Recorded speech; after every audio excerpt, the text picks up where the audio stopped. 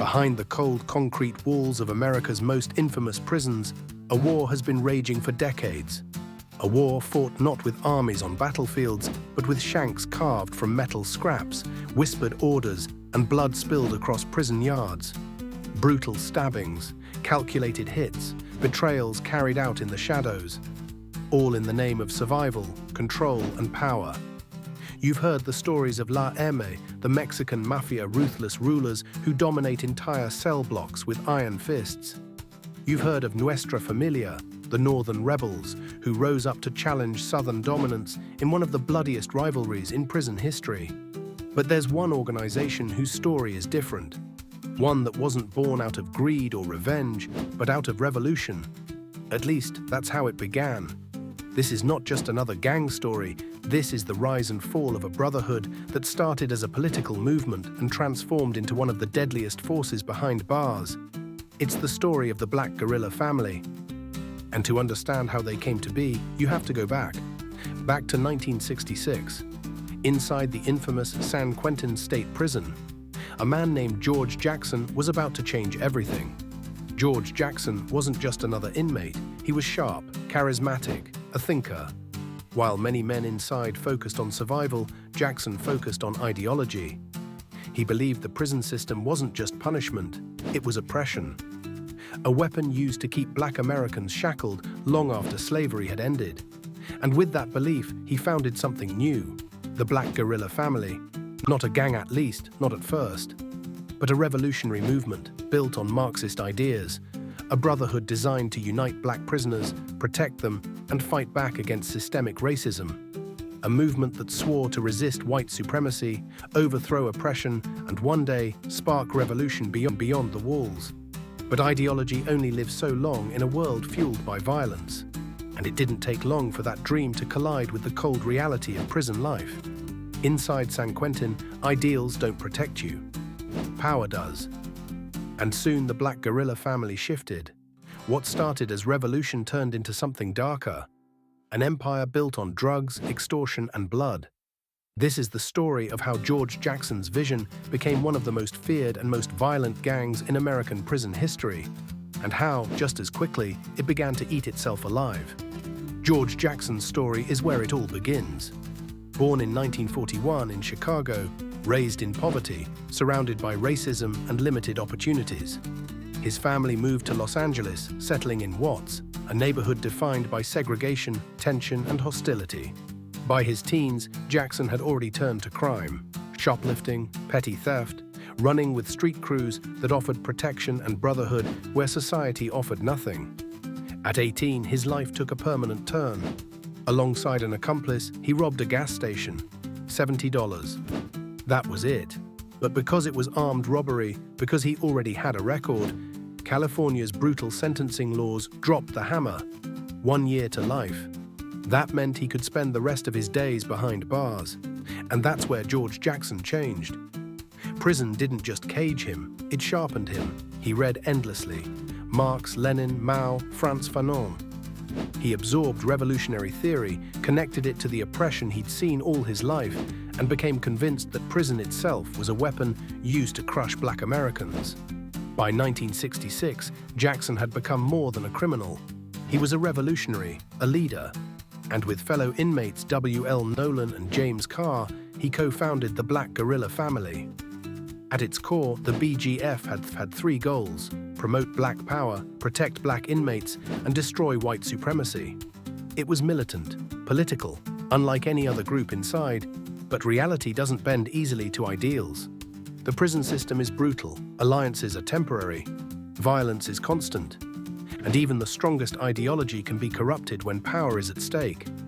The death of W.L. Nolan in 1969 was the breaking point. Killed by guards during a yard fight, his death radicalized Jackson further. Revenge became the new mission. Not long after, a guard named John Mills was murdered, beaten, and thrown from a prison tier. Everyone knew it was retaliation. George Jackson was no longer just a revolutionary. He was a symbol of fear and defiance. His writings, collected in Soledad Brother, spread beyond the walls, making him a hero to radicals and a target to the state. He was seen as dangerous, not just to prison order, but to the system itself. And then came August 21st, 1971, the day George Jackson was killed. Smuggling a gun into San Quentin, he attempted an escape. Hostages were taken, guards were killed, the yard erupted into bloodshed. Jackson was shot dead by a tower guard as he tried to flee. His death turned him into a martyr for some, and for the Black Guerilla family, it was the moment revolution gave way fully to war. From then on, the BGF became a gang unlike any other. They were ideological, yes, but also merciless.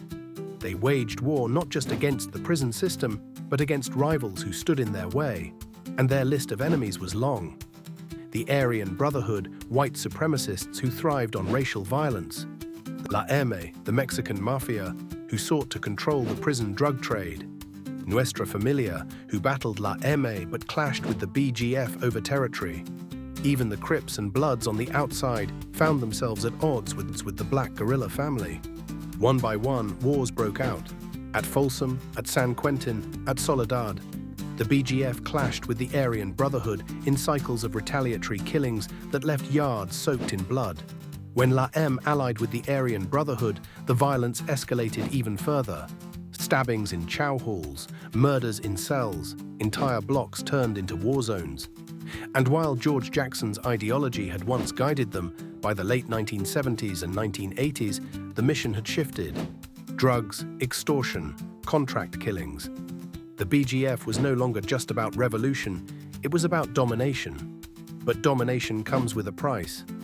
Internal betrayals, snitches flipping to the FBI, leaders turning on each other. The family, once bound by ideology, began to fracture. Some members still clung to George Jackson's vision, others wanted money, control, survival. By the 1990s, federal crackdowns crippled the gang. Operation Black August, Operation Black Widow. Leaders were isolated in Pelican Bay's shoe cut, off from the outside world. On the streets, in places like Baltimore, the BGF tried to expand, running heroin through prison guards, building small empires. But paranoia grew, informants wore wires. High-ranking members betrayed the Brotherhood, the very thing George Jackson had preached against. Corruption, greed, betrayal, consumed the family from within. And so the question now is, what's left of the Black Guerilla family? In California, their power has dwindled. Younger black inmates often align with Crips or Bloods instead. La M and Nuestra Familia dominate the prison drug trade. The Aryan Brotherhood still controls its share of violence. The BGF is fractured, splintered into smaller sets, stripped of the unity that once made them so feared. But in places like Baltimore, they remain. Running drugs, smuggling contraband, surviving in fragments. The dream George Jackson once envisioned, a revolutionary brotherhood, has long since drowned in blood. What remains is something far different. A gang, a shadow of what it once claimed to be. And yet, history has shown us one thing. In the chaos of America's prisons, nothing ever truly disappears. The question is, will the Black Guerilla family ever rise again? Or is this the final chapter of a movement that promised revolution but delivered only violence? What do you think? Is the BGF finished, or is it just waiting for another George Jackson, another spark, to bring it roaring back? Because in the brutal world of prison power, nothing stays buried forever, and this is their story.